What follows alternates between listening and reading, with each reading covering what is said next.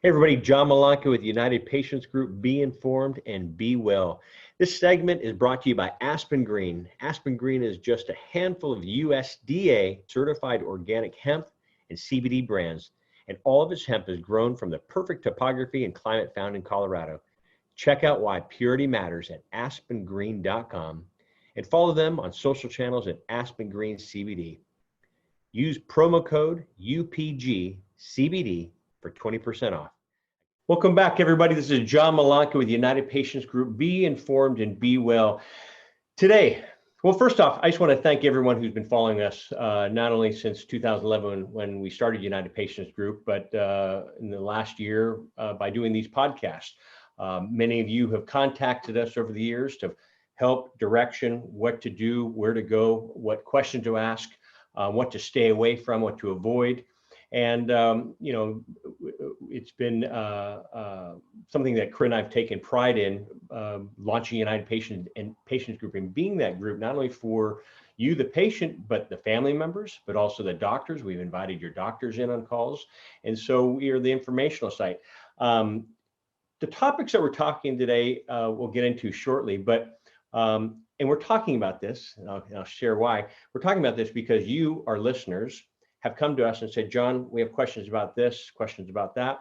And so that's why we are touching up on these questions today. If you have questions, please submit them. Please hit the subscribe button. We love followers. If you have any questions or comments, you can email them directly to me at John at United Patients Group, or put them down in the comment box below.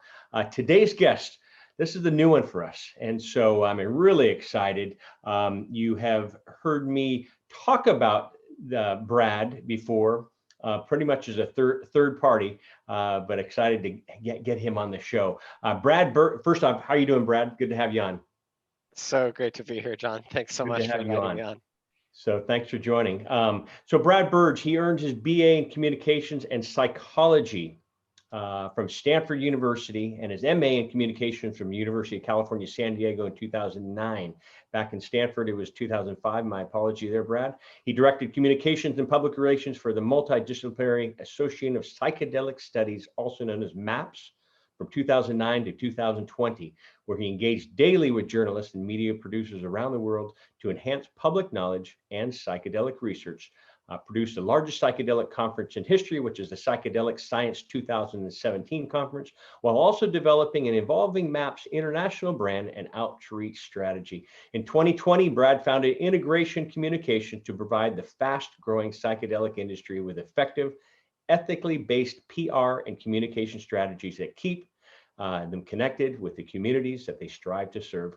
Brad is passionate about finding better ways for humans to work the pharmaceutical and digital communications technologies of the 21st century. When he's not plugged in, this is what I love, Brad. You find him in the mountains carrying a backpack somewhere down a long trail. So, boy, what a great visual that is. So, Brad, welcome to the show. Thanks so much, John. It's just such an honor to be on here. Yeah, honor to have you on here. This is a new topic for us. Many of our listeners have heard me share about psychedelics when it comes to migraines, and you were the reason for that.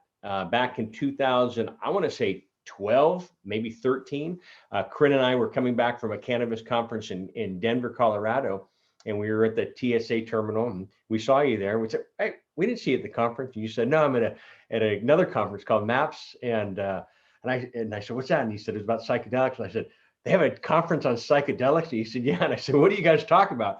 You said, "Actually, the studies that we did on the topic we did on this was mushrooms, which we'll go into, and migraines." And I said, "Come on." He said, "No, go read it." And so we went back and I researched it, and I said, "I'll be darned." So over the years, you've been this imaginary guy, this friend that we've shared not only on this show, I've talked about it with patients that have called us, but other shows I've been on. So great to have you on here too. Psychedelics. It's, people still have the visual of 1960 LSD tripping down on Haight-Ashbury, since you and I are from both in the Bay Area listening to the Grateful Dead and all that. And so can you talk about this? Because, before we got on, I said, what do we call this, Brad? Do we call it a drug? What do we call it? You said great topic. We'll talk about it. So Yeah. please have at it. Yes, psychedelics. Yeah, it's a mouthful. From the perspective of most people, they're pretty terrifying sounding. Yeah. Yeah. But we're at the point now where we've seen so much happen with the mainstreaming of cannabis that more and more people, millions of people that we wouldn't normally have expected, are starting to ask, well, what is actually going on here? And psychedelics, just like cannabis, have a long history of stigma. Been subject to the war on drugs for 50 years now. Now, before they were illegal, both cannabis and psychedelics were used non-recreationally, that is to say, spiritually or for therapeutic purposes. Cannabis was, of course, in the United States pharmacopoeia until it was removed. Psychedelics were never in the US pharmacopoeia, but they have 1,000+ year history of use in a whole wide variety of ceremonial and religious contexts. So we're getting to the point now where we have more investment, more philanthropic contributions, more widespread interest in using psychedelics for beneficial purposes than we have really ever. There's more science happening now into the use of psychedelics in therapy than there ever has been, ever. Even prior to the 1960s, in the 1940s and 1950s, certain psychedelics, LSD, mescaline, psilocybin mushrooms, were being explored for therapeutic uses, but then that stopped. Now we have more trials happening than even then. So really we're seeing the biggest heyday of psychedelic research than we've ever seen ever.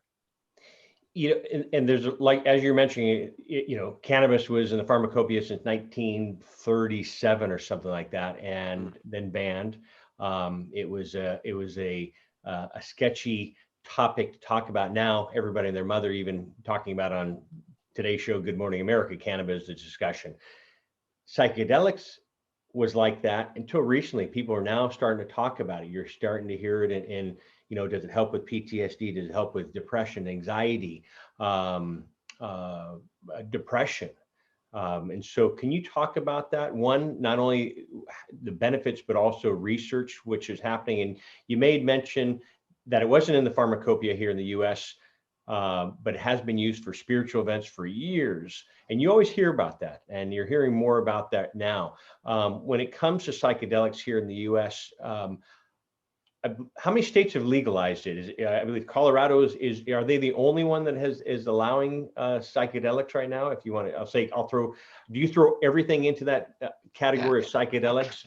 LSD, sure. MDMA, mushroom, and what's another term for mushrooms? The psilocybin. Psilocybin. And so, are they all thrown into that category? Yeah, psychedelics are a huge, general, broad category of substances, compounds, molecules, drugs, whatever it is we want to call them, depending on their use, that have very little chemically in common, a lot of them. Cannabis is one plant with a lot of different compounds or chemicals inside of it. Psychedelics are a whole wide range. So generally when we're talking about psychedelics, we're talking about this broad class of chemicals, all of whom are grouped together by their general effect on human consciousness. Now, whether that's through the serotonin system or the dopamine system or other endogenous systems, they're all grouped together in this category because they have a tendency to bring subconscious material to light. That they bring up material that's stored in our body, that's stored in our memories, and they make them more accessible, whereas they wouldn't necessarily have been otherwise. The word psychedelic means mind manifesting, psyche and delos, so to bring the mind forward. So one major difference that we're seeing between the psychedelics and cannabis and how they're used is cannabis is really an everyday treatment for all of the different conditions that it could be used for. This is a treatment that people are looking at for symptom control, for reducing symptoms of whatever disease might be underlying that. Psychedelics are, by and large, looked at in a very different context, not as a daily treatment, but rather as part of psychotherapy. So psychedelics rather being the catalyst to make psychotherapy more effective, whereas cannabis would be the treatment in and of itself. So we're looking at very different treatment models. Yeah, and you mentioned every day, and the same thing and I'll use depression. Depression is pretty relevant here, and I think there's about 17 million cases of depression in the United States in last year. I'll use last year, 2019, in the study, but it affects us, and especially here with COVID. I mean, I know a lot of people are going through this right now. The human touch, losing their jobs, not being able to get out and do their everyday normal thing. But when it comes to psychedelics, as you're thinking, not an everyday, a lot of people are used to taking the pill, this pharmaceutical pill, which is an everyday thing. There could be unpleasant side effects. It's a palliative, it's not a cure. And so, as you mentioned with the psychedelics, and let's go with mushroom, because I'd love to have you back on, because I know the list just goes on and on and on and on. It sure does. Of what on different topics. And so with this, you don't have. Well, I always talk about cannabis, and again, this is all new to me. And the topic comes up quite a bit. You know, people are afraid of THC, and they always say, "Oh, I want the medical part of the cannabis plant, which is CBD in a lot of people's mind, and I don't want the recreational part, which is THC." And I say, THC is needed in many cases, and it'll even help you, like epilepsy.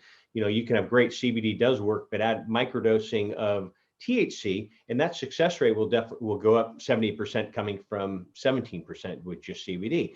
And I've had doctors on the show, and we've talked about this, and they said, well, actually, I microdose daily with mushrooms. And I said, I wasn't expecting that out of you, you know? And so can you talk about that, one, that you don't have to take it daily, but also that a few doctors I'm working with in this industry that are doing microdosing as well, and what are the benefits of doing one I guess dose, or one try? Is it try? What's the terminology for this?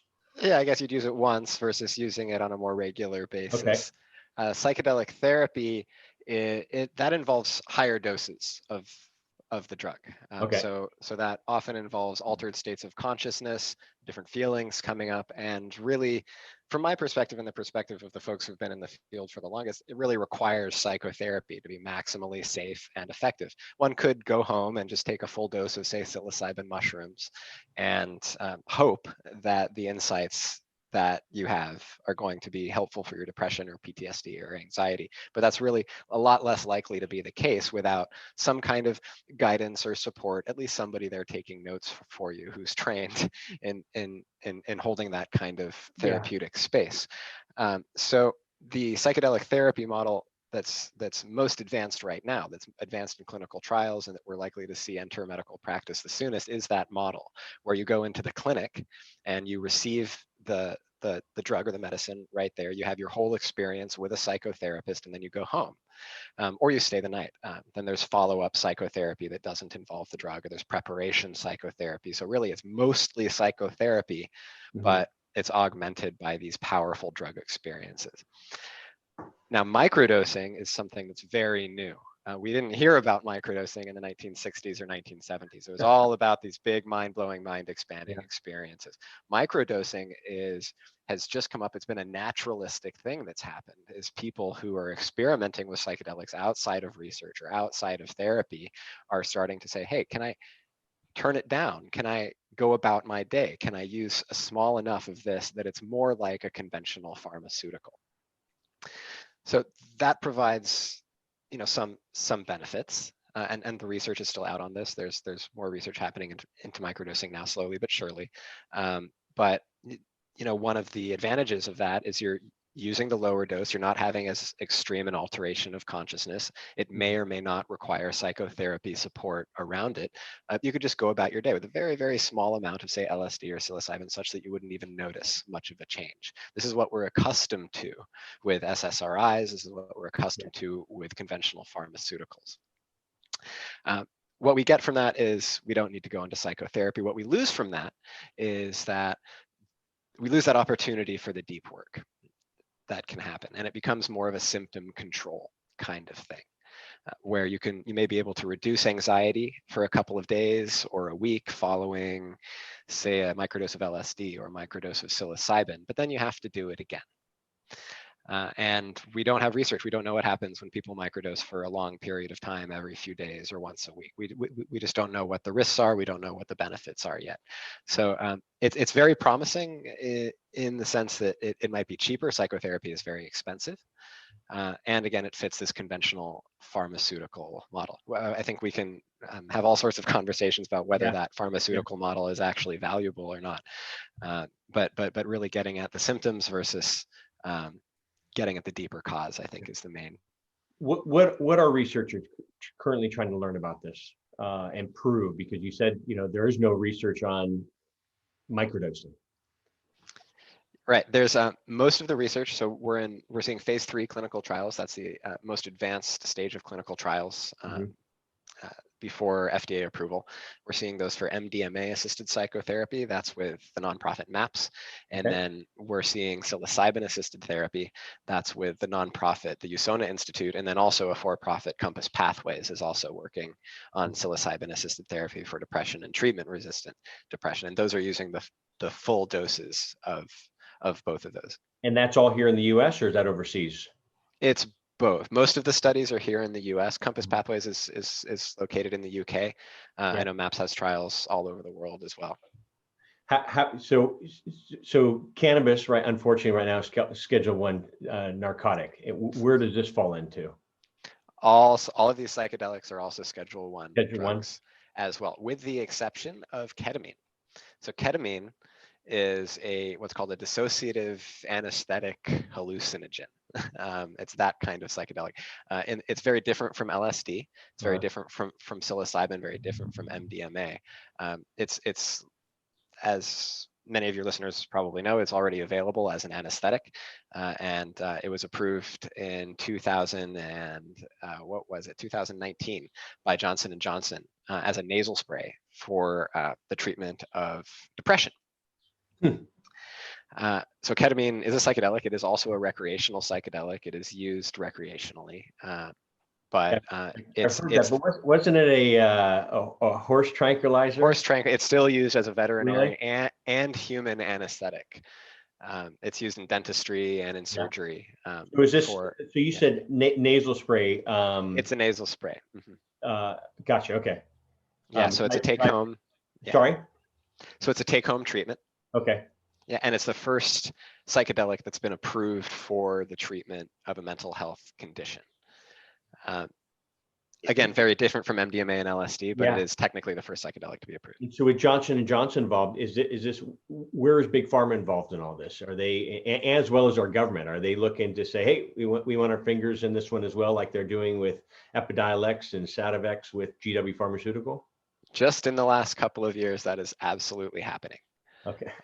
For the last 30 plus years, the developers of these chemicals, those who are working with the regulatory agencies and putting out the press releases and talking to the general public and trying to get support for this research, have been very, very small nonprofits. And they've had to kind of scratch everything together, tooth and nail, trying to collect donations from people who support the research. Now, with these phase 3 clinical trials advancing so well, with people like Michael Pollan writing in glowing terms about psychedelics, appearing on mainstream news all the time, and more companies emerging. Ketamine now approved, ketamine clinics popping up all over the world, or all over the country for now, available to provide psychotherapy.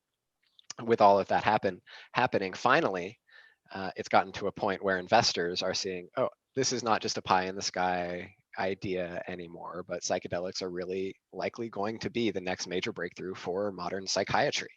It's been 30-40 years since the advent of, or 20-30 years since the advent of SSRIs, antidepressants, that we've had a genuinely new class of chemicals introduced to mainstream psychiatry. And that's what psychedelics are going to be. Investors are starting to see that. Big Pharma is starting to develop that.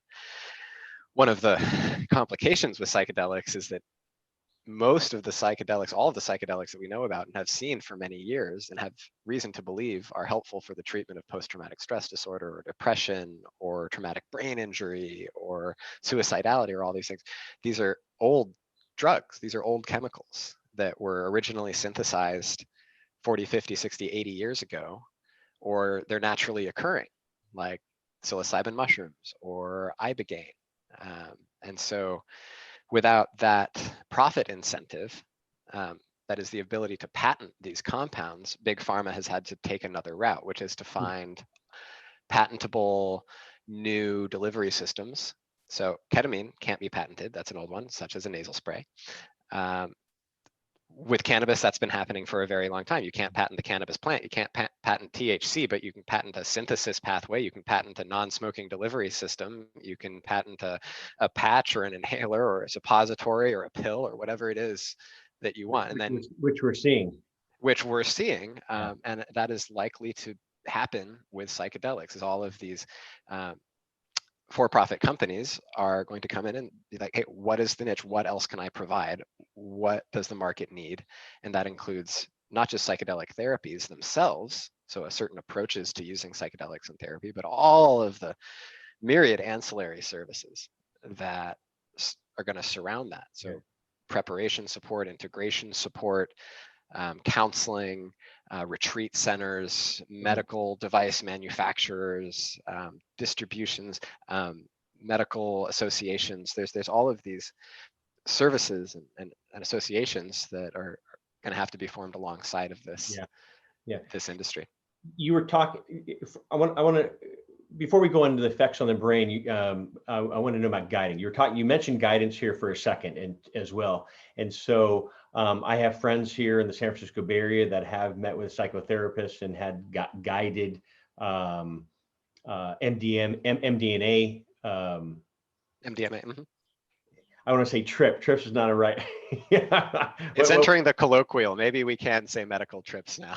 Medical trips, gotcha. And so with guidance, and so many people, I mean, depression affects us all. We've all had it in some form of memories, emotion, pain, love, grief, losing my wife.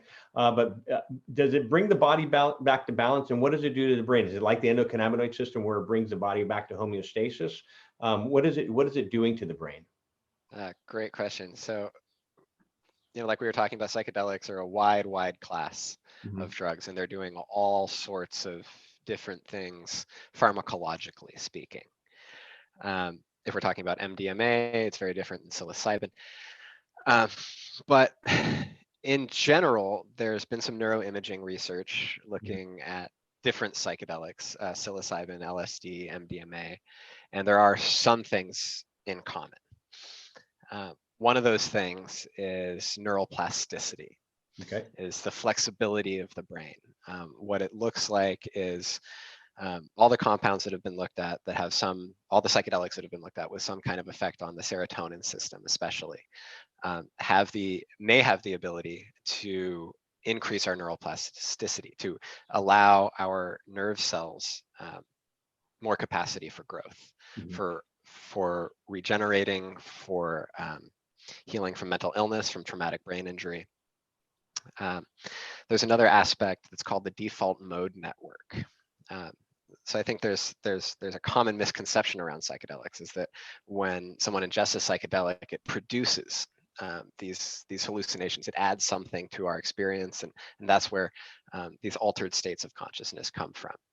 What neuroimaging research has shown is actually that psychedelics turn down activity in large parts of the brain. And these parts of the brain that are turned down in activity are called the default mode network. It's the part of our brain that is just kind of normally awake and alert and activating. I wake up, hey, I'm Brad, I'm going to go have my coffee, I'm going to make some breakfast, I'm going to sit down at my computer and see what my email has. This is just kind of my day. You wake up, you're John, this is what you do, this is where you live. And that's the default mode network. Psychedelics disrupt that. So it makes us less likely to fall into normal patterns of awareness and more likely to break out of those patterns and to do things differently or to see things differently. So if psychedelics are in fact doing this, and the neuroimaging suggests that they are, is that they could allow us to break out of these stuck states that we might be in, whether it's depression, whether it's inflammation, whether it's chronic neuropathy, such as in headaches, but we can change the patterns and take conscious control over what direction we want those changes to go, especially with psychotherapeutic support. Are there, like back to MDMA, ecstasy, high doses, low doses, they say it puts holes in the brain. Are you seeing, is that you shake, please Yeah, share. yeah. No, that's thanks for bringing that up, John. That's one of the most damaging pieces of retracted science and misinformation that's I think ever happened in the field of medicine. It was quite amazing. I learned about it in psychology classes as an example of how the scientific publication process works and doesn't work. So the holes in the brain around MDMA, that originated from a study by a scientist by the name of George Riccardi. And that study was published, I forget in which journal, it's RICAURTE, the Riccardi controversy. Published in a big journal, and it showed they had given MDMA to rats, and they had shown images of these brains that had these big atrophied areas in them. And it was published, and Phil Donahue covered it on the Donahue Show, and millions of people learned about ecstasy causing holes in the brain. Just a few months later, George Riccardi and his team published a retraction to that article. The retraction stated that their team had mistakenly administered the wrong drug to these rats in this highly publicized, very influential scientific study. They had inadvertently administered methamphetamine. Oh, wow. Rather than MDMA, which is methylene dioxymethamphetamine. Turns out that methylene dioxy makes a big difference. Lots of meth causes holes in the brain. And teeth. And teeth. Yeah. Not a good thing. MDMA is not meth. So they published this retraction, but the retraction wasn't covered. Of course. Because that's not as interesting. So that just kind of, that stuck in the mainstream imagination. Yeah. Now, after thousands of people having been treated in clinical trials receiving pure MDMA in moderate doses, that's never been seen. There's been no evidence of neurological damage or cognitive damage at all. What about the spinal fluid? You always hear that. It was a big thing in the 90s and 2000. You always heard, the brain, of course, and then spinal fluid. Is that another farce? I'm not exactly sure which farce scientific farce that might be, but there was something about LSD and spinal fluid. I think it was ecstasy. Was it? Yeah. I don't. Back to the Las Vegas days. I'll just leave it at that. Yeah. Haven't heard that. Yeah. I haven't heard that in all my years reading research protocols and institutional review board documents. That hasn't come up as one of the side effects. That'll be another show, since there's a whole list that I'd like to talk to you about here. Risks. Are there any risks? Because people I always talk about cannabis, and and I say it's always, you hear the plus, and no one talks about the side effects. Depression, anxiety, and I feel that some people, everyone's different. Everyone's body's composition is different. I'm highly sensitive to coffee, as you're sipping on a cup of coffee, so I can't even have coffee. Absolutely. My cannabis intake, it affects me. If I take too little CBD, it keeps me up all night. If I take enough higher doses, it puts me to sleep, which I'm using for. And so I'm assuming the same thing with any psychedelic. Let's go back to mushroom. So out of all of those that we're talking about, MDMA, ibogaine is from South Africa, correct? Yeah, ibogaine, from West Africa. West Africa, and it's a root. Yeah, iboga is the root. It's the plant. It's kind of a shrub or a bush, and then ibogaine is the chemical that's extracted from the iboga root and administered as part of therapy. And I've spoken to doctors just in the last couple of years about they've reached out and said, "Hey, I know of you. You talked to a patient." And I don't want to get away from the mushrooms, but with this root, is it true that it helps people on one dose get off of, addictions, heroin, opioids, stuff like that? It has. Mm-hmm. It has. There's a lot of case studies of that. Ibogaine is legal for use in a lot of places outside of the US. So Mexico, New Zealand are two of Yeah. those. Legal but unregulated. Okay. So people have to be very careful which Ibogaine clinic they go to, make sure that it's properly vetted and there's proper medical supervision, et cetera. But Ibogaine has helped people overcome severe opioid addiction with just a single dose or just a couple of doses.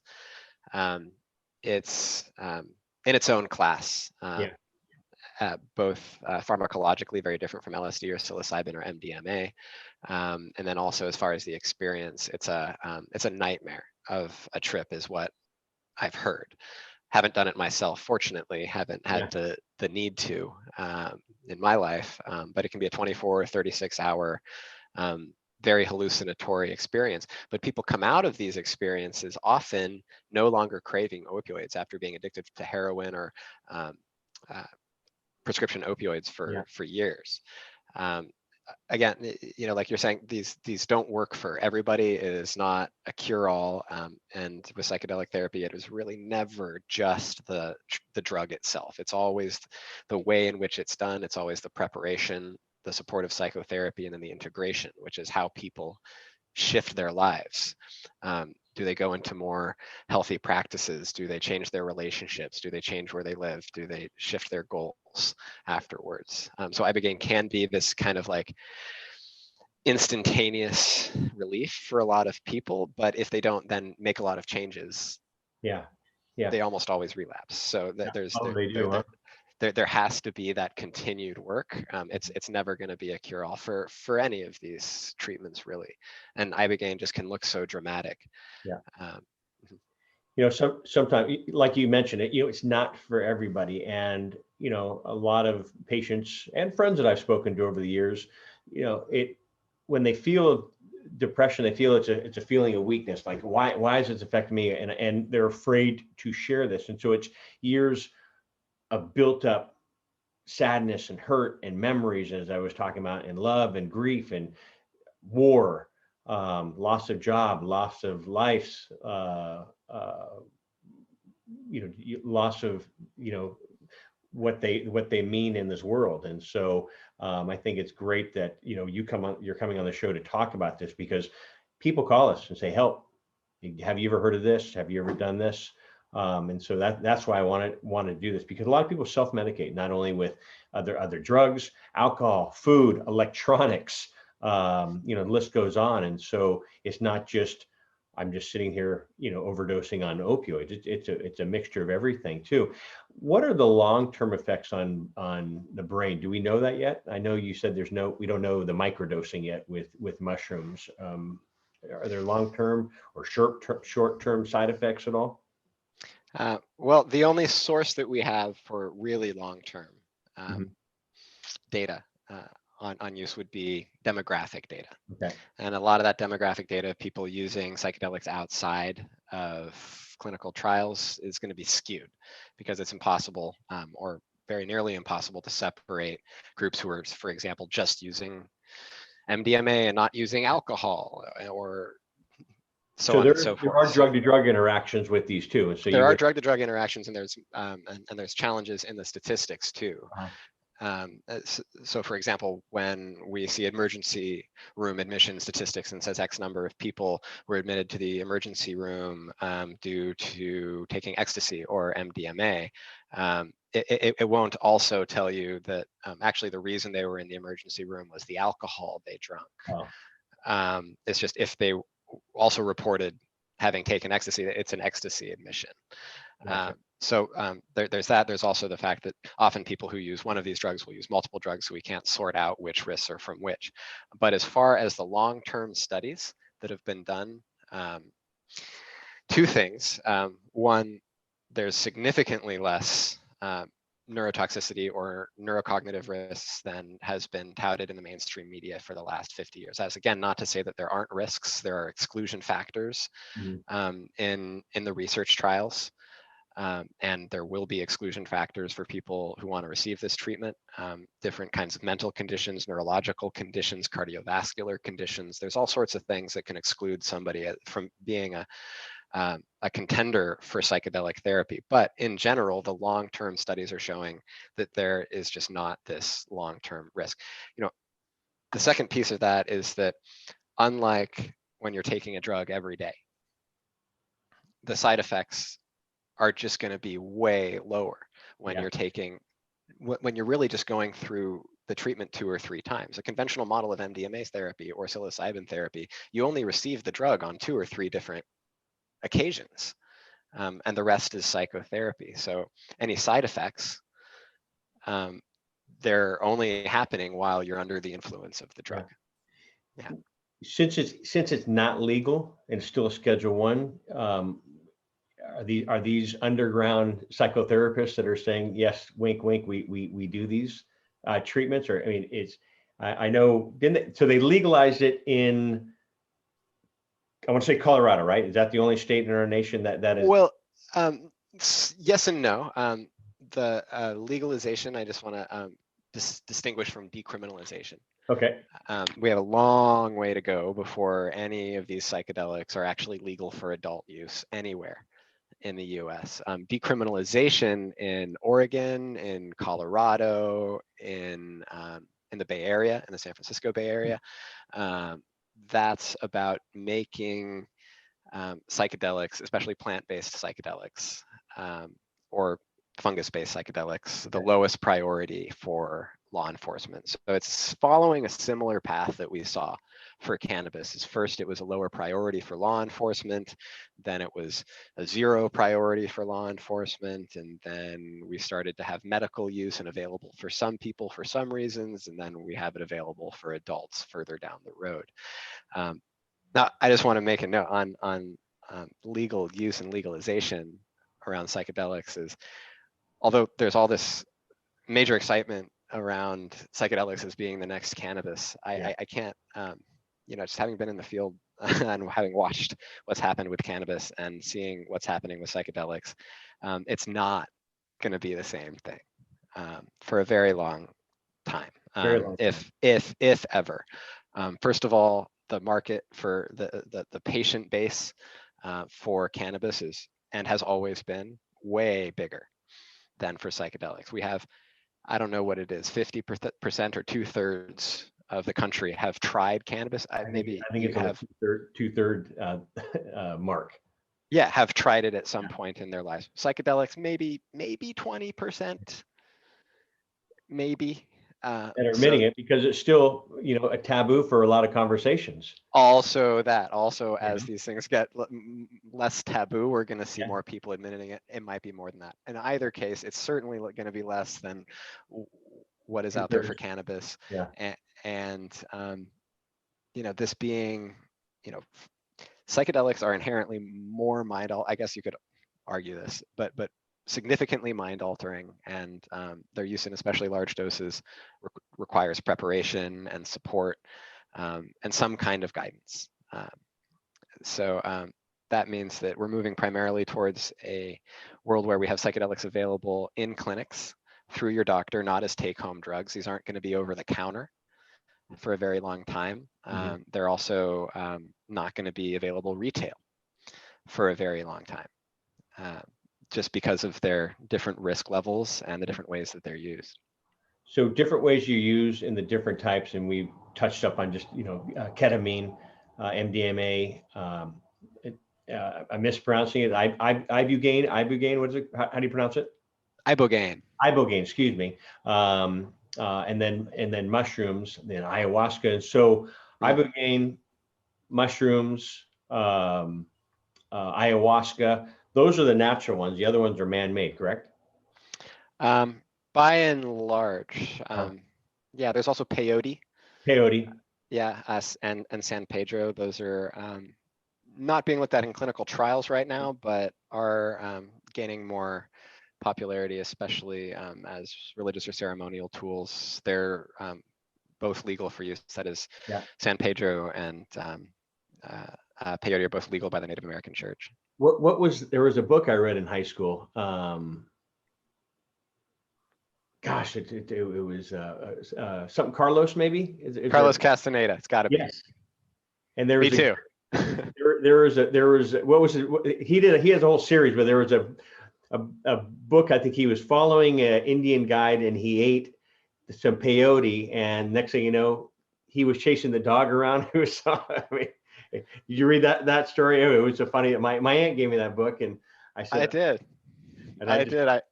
I did. I remember that. I remember when I was in college. I was at Stanford. I was learning about the history of these drugs. yeah, And I'm glad I had Carlos Castaneda and Alan Watts to teach me rather than stumbling upon them at some kind of a rave or something. I think my experience was very different as a result. well, good. You going to Stanford? So did they talk about it? Because a lot of doctors go to medical school and they don't talk about cannabis. And so in your classes and courses, is this something a course that you did take on this, or is this something that that you Well, had an interest in? I was both. Stanford, based in Palo Alto, was where arguably it was discovered, right? the counterculture originated. LSD was discovered in Germany or in Switzerland. Okay. In the 1940s, but it was through the Veterans Administration experiments in the 1960s in Palo Alto, right next door to Stanford, that LSD entered the counterculture through Ken Kesey and others. So I was going to school in this place and taking history classes and learning about the history of the counterculture. I was interested in psychology and communications and how these drugs changed over time. So I had the opportunity to have an LSD experience in my junior year at the same time that I was taking a class on 1960s history and got to write a paper about it. So it was kind of an academic exploration for me. It wasn't like it wasn't even a social or a party thing, but it was just, how can I understand what's going on here? And that's why I'm so passionate about education around psychedelics, because I think if you come to these with an understanding that they need to be used carefully, with preparation and integration and support, rather than coming to them with this idea that you're going to get out of your head or you're going to be able to avoid your issues or simply just have fun without any sort of care or preparation, I think you're likely to get into a lot of trouble. Thanks for that warning. I want back to the mushroom, because you hear a lot of, I've heard about it growing up here in the Bay Area, people going up and kicking over cow patties, which are the cow turds to our non-farming families here, and just picking mushrooms. Can you share the warning that not all mushrooms are psychedelic mushrooms, and don't start picking mushrooms and putting them in your mouth? And can you talk about how to consume them, because you can eat them, which they have an awful taste to some. You can put them in teas. Can you share one about the warning, but also two on how to consume? Well, I'll just support your warning there, John. Okay. Absolutely. Yeah. If you don't know for sure you can eat it, don't eat it. Don't eat it. Don't eat it. Okay. Don't eat it. Yeah, and then your other question was about on how to consume it. Back to don't eat it, but also eating it. People put them in teas. Can you smoke it? I've never heard of somebody smoking mushrooms. I don't think you can. That's certainly not how it's traditionally done. There's all sorts of ways. There's all sorts of ways to do it. I'm hesitant to provide exact advice about how to do it. I've tried both good ways and really, really bad ways. I think main thing is talk to somebody who's done it before and who that you trust, and don't just take what you find on the internet. There's more and more really decent psychedelic education out there online, lots of webinars and online events and things where you can learn more about what is the preparation like and what's the integration like. Also, just be careful about the source. One of the benefit of all these clinical trials and the decriminalization is it opens up an opportunity for us to know dosages and purities. Thank you. And we don't have that now. And I was going to ask you, what dose? More is not better. Is that the same thing like in cannabis? I always tell people more is not better in a lot of No, things. it's exactly the same as with cannabis. We were talking about microdosing versus psychedelic therapy. Depends what the condition is, and we're still learning what that's for. And of course, there's people talking a lot about not just for therapeutic uses, but microdosing for creativity or professional growth, cognitive enhancement. Or even relationship growth. I heard a lot of couples going to this and bringing them back together. And I even heard a lot of cancer patients that are just so depressed because of this diagnosis that they're just pushing their family away. And there's like, we don't want you to leave, but we don't want you to shut yourself off either. And so are there any medical benefits? You're talking about at the beginning of the show when I went into, we were talking about brain and I think inflammation. And cannabis has been proven to help patients with brain issues, dementia, Parkinson's, Alzheimer's. And are you seeing that any medical benefits besides helping with the depression and other things like this? But any reversals of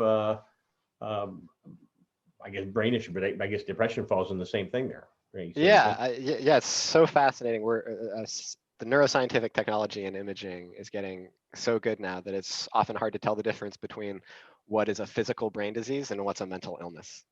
Yeah.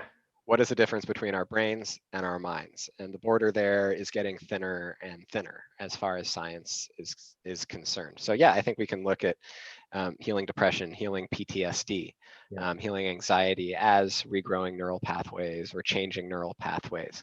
And this is one of the projects that I'm working on that I'm really excited about actually is ibogaine and its potential as a treatment for traumatic brain injury.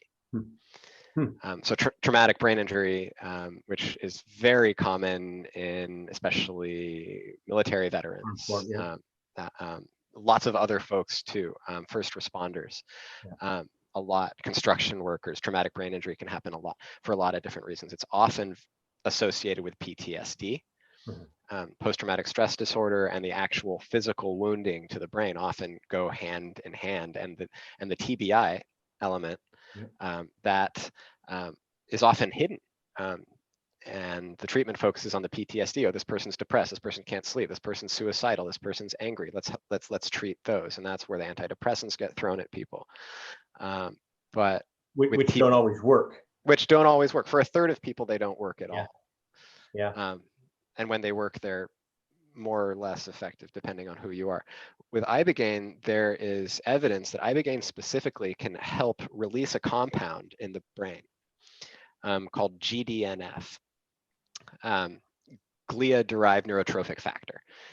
It's a compound that helps nerve cells actually physically regrow, remake those physical connections. You can see this GDNF working in the brain to enhance that connectivity. So there's a new nonprofit called Veterans Exploring Treatment Solutions, Vets Inc., that I'm working with. They are raising funds to send Special Forces veterans outside the US to receive ibogaine therapy for the treatment of both TBI and post-traumatic stress disorder. While they're still enlisted? Veterans. Oh, excuse me, apologies. So the veterans, excuse me. Yeah, veterans. We would love to start working with active duty forces for that.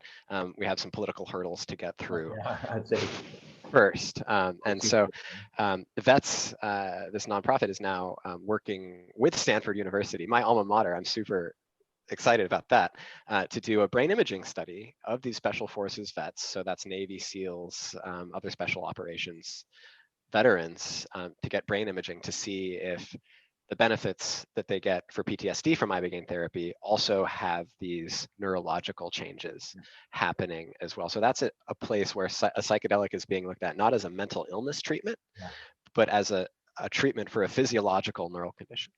And are the vets totally open to this, that are going through something as tough and rough as depression, but PTSD? These folks, all guys so far, because special forces, I just learned that there are no women in the special forces right now, at least in the Navy SEALs. So these guys are at the end of their rope. Often their families are breaking up. They're suicidal. The idea of going through a 24 to 36 hour intense hellacious experience just doesn't seem like that big of a sacrifice. Not that big of a what? Sorry. Not that big of a deal, not that big of a sacrifice because so of what they're already Gotcha. going through. That's kind of a compelling thing. So there's a long wait list for these grants now. Over 80 folks right now. So that's just one thing that I'm excited about beyond the mental illness is the Cool. So you mentioned grants. What's the cost for all these? Because I know healthcare is very expensive when it comes to even cannabis. Cannabis is expensive to a lot of people, but patients that are using the antidepressants, I work with. I have friends that are going through this right now. That I have friends that are going through major pain, and they're having their some of their medicine is not covered by insurance, and I'm certain this isn't covered by insurance either yet. But so what is the cost? Does it break down from all different types? I mean, ibogaine, and is it ibogaine or ibogaine? ibogaine. Ibogaine.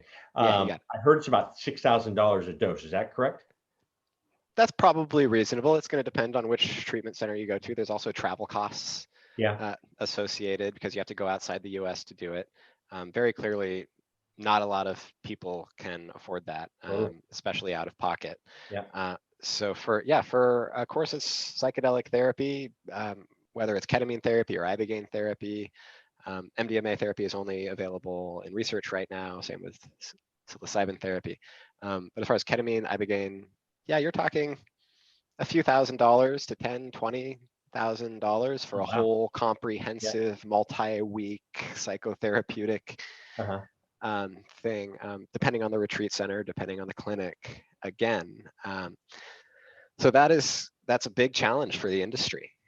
It's a huge challenge is making the treatment accessible to people. And one way to do that is to cut back on the therapy, cut back on the support, which increases your risk and decreases your effectiveness, or to develop scholarships for people who don't otherwise have the means to access these. And some groups are doing this. And another way to do it, and I think a parallel way to do it, is to just work to get insurance coverage as hard as possible for these treatments, and also coverage in public healthcare plans. Just last week, there's a new publication by some authors associated with MAPS that did an economic analysis of MDMA-assisted psychotherapy. So this is a hypothetical paper, but it was published in a peer-reviewed journal showing the net cost benefits to giving people MDMA-assisted psychotherapy rather than what other treatments they would be getting. So that's long-term quality of life, that's long-term healthcare utilization costs. And this paper shows how much money is going to be saved. So this is, it's like, we can't express this clearly enough in human terms and talking about all the human lives that are going to be saved and the relationships that are going to be saved by making these treatments more accessible. So let's talk about money. And if we can show in actual money what is going to be saved by giving people, say, a 3-week or a 3-month course of psychedelic therapy, which may cost $5,000, $10,000, $20,000 versus the rest of their life going to psychotherapy, taking daily medications and paying those fees. And even if you're like, oh, well, that's $10,000, $20,000, that's a lot of money. Well, think about the next 40 years of prescription drug expenses and therapy expenses. And when you put them up like that, insurers hopefully won't have any sort of problem paying that upfront psychedelic therapy cost. Hopefully it'll get that way. And I know, we're talking to insurance companies that are trying to insure cannabis as a plan.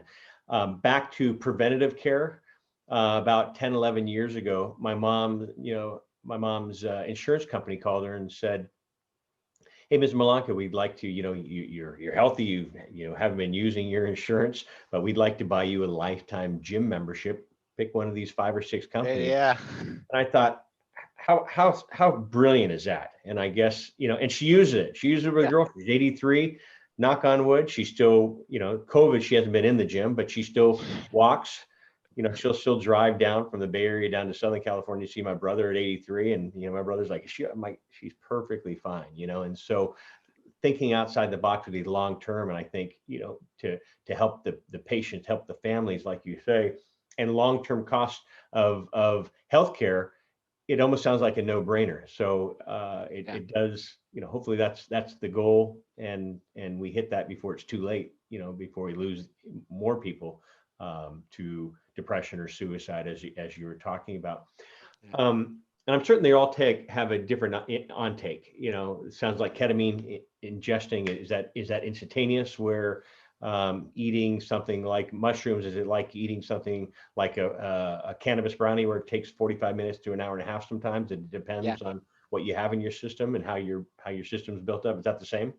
Absolutely. Yeah. With that ketamine nasal spray, that's going to be a take-home treatment.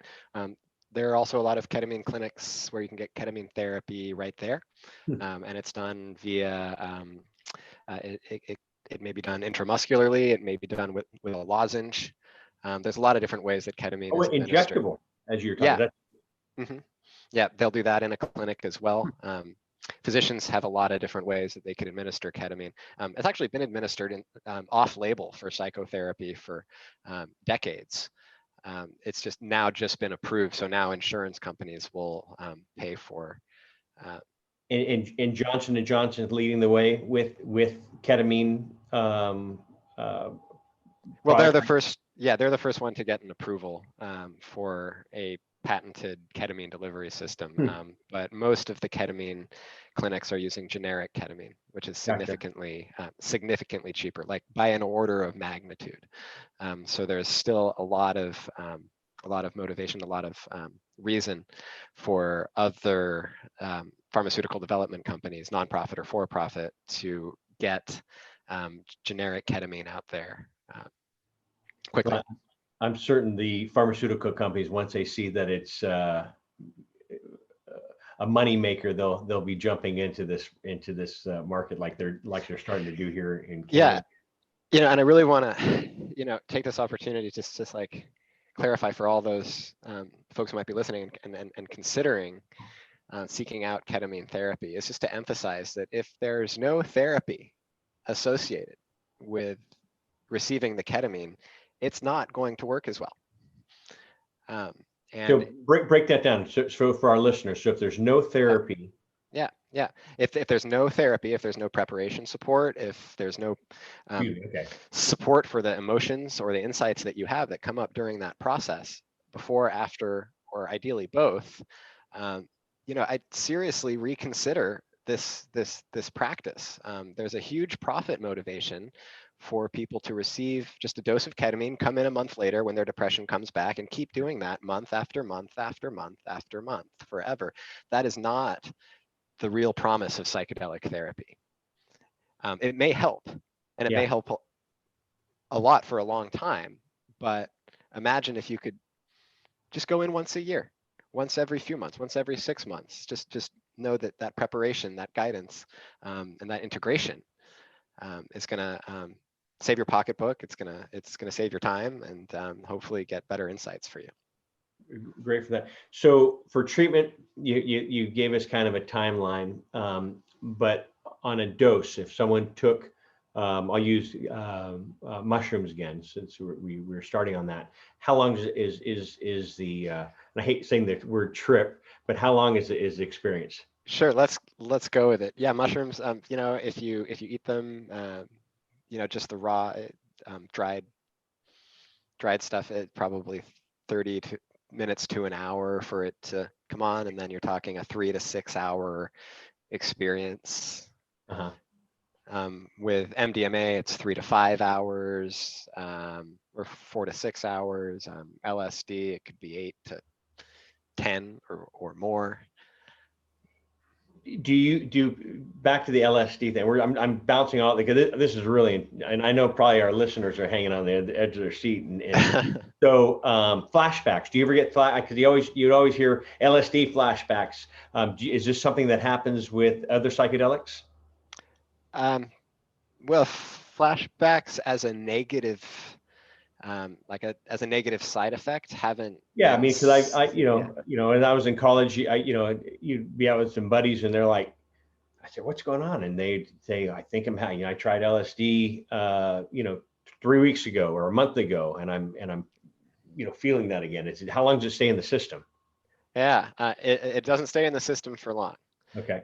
So just the next day, it Okay. shouldn't that there shouldn't be any pharmaceutical effects left, but the Uh-huh. memories and the impacts can certainly stay. I think the idea of a flashback is much like it's been pathologized, Uh-huh. that there's material that's coming up.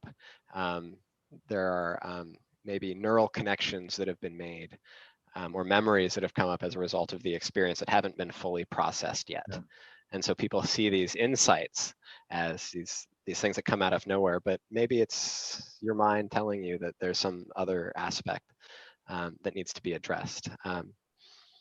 Yeah, so flashbacks as a pathology hasn't been seen in the clinical trials. So the mind. So open the mind. Huh? Bring it all in. We started out. Well, you like us at the beginning of our show. We were talking about how Corinne and I met you. Actually, we met you at Society for Cannabis Clinicians conference, and that's why we said, "Oh, are you here? I did see you here at this cannabis conference in Colorado." And you were sharing that you were with MAPS, and the topic was migraines and mushrooms. Can you talk about that? Yeah, actually, the use of both LSD and psilocybin mushrooms for the treatment of cluster headaches and migraines is one of the areas of interest in this field that's been going on the longest, and yet there's still very little research into it. And there's a lot of case reports that have shown, and this is probably what we talked about, is a lot of these reports have shown that people with these untreatable migraines or cluster headaches that haven't responded to any other painkillers or conventional treatments can be stopped immediately, instantaneously, Yeah. by these what are called serotonergic psychedelics. So LSD and psilocybin, these drugs that work very specifically on the serotonin system. We don't know how that might be happening. Neuroscientists don't know. There's a great organization called clusterbusters.org that tracks the research that is going on. So there's excellent promise, whether it's due to reducing inflammation or some other process that's happening using those for the treatment of headaches. When we talked that day, going from TSE down to the shuttle in Denver Airport, maybe I misunderstood you.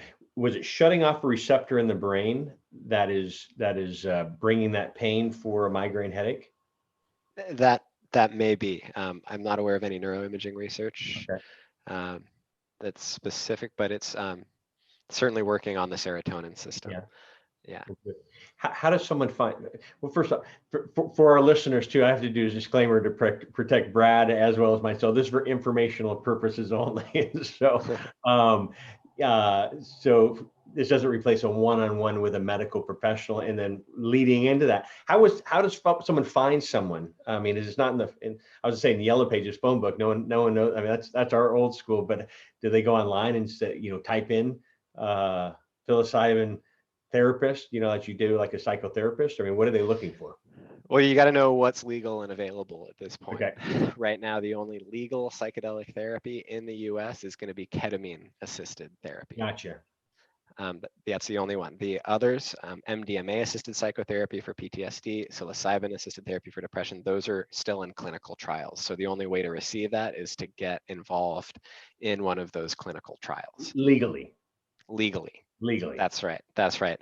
There are other resources. Yep.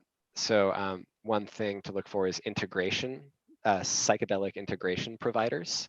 And those are therapists who are familiar with psychedelic experiences. They're not going to stigmatize, but they're there to talk about psychedelic experiences and help work through them. Sorry, go on. Yeah, and just, there's also places outside of the US. So ayahuasca retreat centers, ibogaine retreat centers that you can also visit with a lot of due diligence. A lot of and guidance. I've had friends that have done ayahuasca. I've never tried it. We worked with a lot of groups that have worked down in the Amazon, and they said, come on down. You know, they invited Corinne and I down there. It was actually, I won't say the fundraising group for the Amazon, but they said whenever they go down there, they do a guided ayahuasca. And I was surprised that Corinne was like, you know, I'd probably do it. And she was someone who didn't drink, didn't smoke, you know, every, I looked at her, I said, Yeah. you would actually do this? And so she's, I think I would, you know, but it has a lot of health benefits. You know, when Corinne passed, I had a few doctors and nurses in the industry who do guided treatments. And they asked me, I said, you know, I don't know where my mind is right now. I want to get my mind, you know, out of this grief and depression of Corinne passing. And so maybe I should have tried it then. Maybe it would have helped. I'm not sure. What would you recommend for you know, like a case study like me? You know, someone we're all Yeah, different. I know that. yeah, that's what I was going to say. It's just also individual. You know, I've been talking about psychedelics for years and years, and you know, being so excited about the research that's happening. I had so many people say, you know, is this going to be right for me? And I like to repeat something that one of my friends and mentors, Jim Fadiman, has said.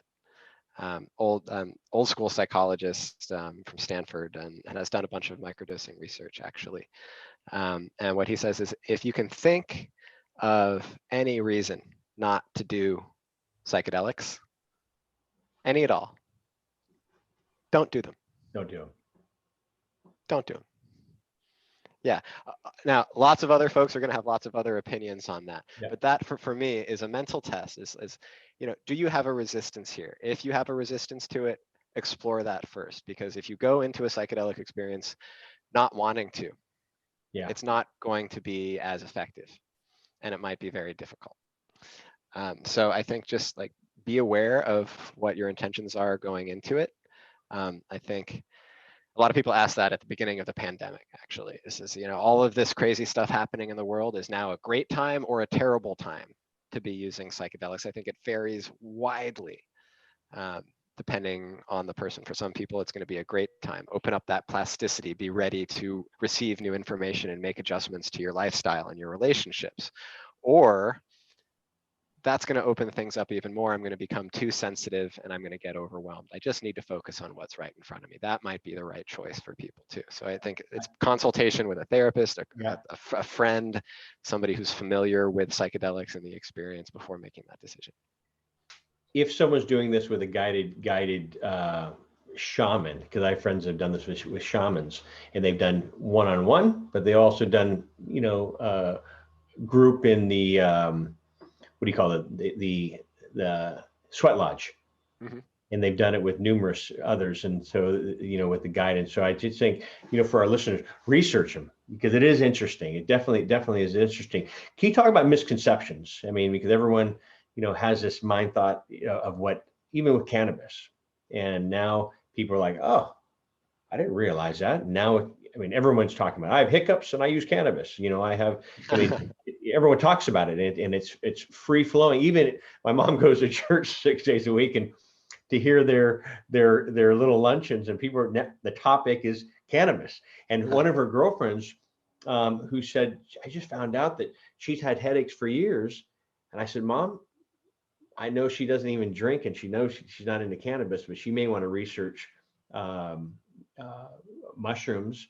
You know, hope I'm not offending her, but this topic, people come to us. And so thank you again for our listeners who kept on saying, hey, do you know anything about this? Do you know anything about? And that's the reason why I reached out to Brad for this topic. And so can you talk about some of the misconceptions about psychedelic drugs, psilocybin, right? Psilocybin. Mm-hmm. And its uses. And so can you talk about that?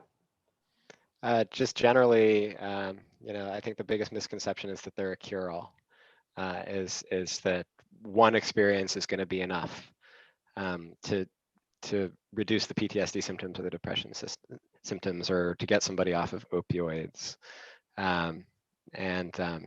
yeah, just can't emphasize enough that that's not the case.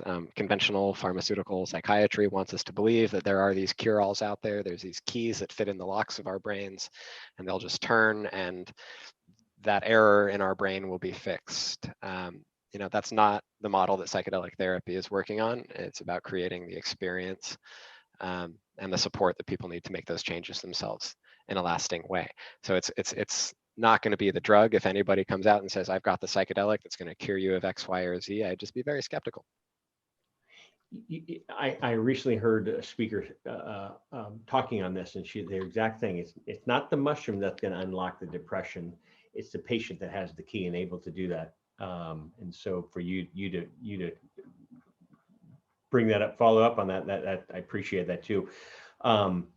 I really appreciate what you're doing. I'd love to get you back on the show, but can you talk about integration communications and what you're doing now? I know you were with MAPS for about 10 years, right? 10 plus years? 10 years. Yeah, thanks. So and so you were definitely ahead of the game, I should say, because a lot of people are just, popping into here's a new topic, let's go into it. And so this has been something you've been doing for a while. So you left MAPS and you started integrative communications. And so can you share what you're doing for our listeners and how to find you as well? Yeah, absolutely. First, I just want to say MAPS is just still fantastic. I was just writing to Rick Doblin today, and I'm so excited for what they're doing. When I first started with them in 2009, I was an intern. I was still in grad school. I was an intern doing some editing for them. And if you wanted to work in psychedelics, so like actually have a job where you could say, I work in psychedelics legally, and this is something that's actually working. MAPS was one of the only two, maybe the only one organization that was focused on that. And now I feel like after 10 years, I've looked up from this nonprofit, which has grown to be a multinational, multi-corporation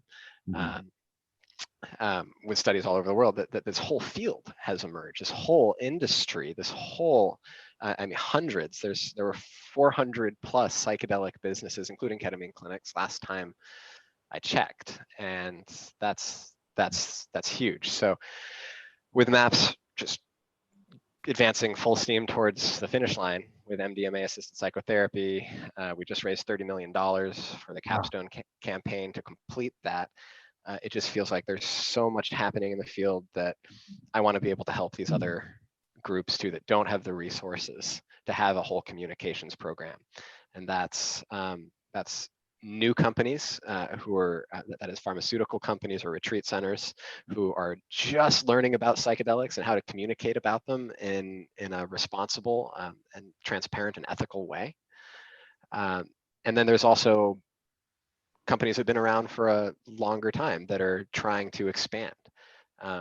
California Institute of Integral Studies is one of those that has the leading training program for psychedelic therapists based in San Francisco. I get to help them now promote that training program. So I'm excited to be able to help out all of these new folks who are coming into the field wanting to say, how do I position myself? How do I not come across as either a hippie or a radical, but yet how do I still share how excited I am about these, whether it's a new product or a new therapy method or a new research program or a new educational service.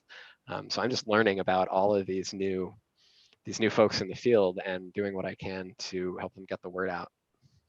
Well, I think you're definitely at the forefront. And like you said, it's not for everyone, but I do believe it will revolutionize healthcare. This is what we're here for, to get this information out. As I mentioned, I don't know if it was on camera or off camera, a lot of times I route patients and families away from cannabis, because it's not a cure. I'll never say cure, but I've seen higher success rates on stuff I've seen in integrative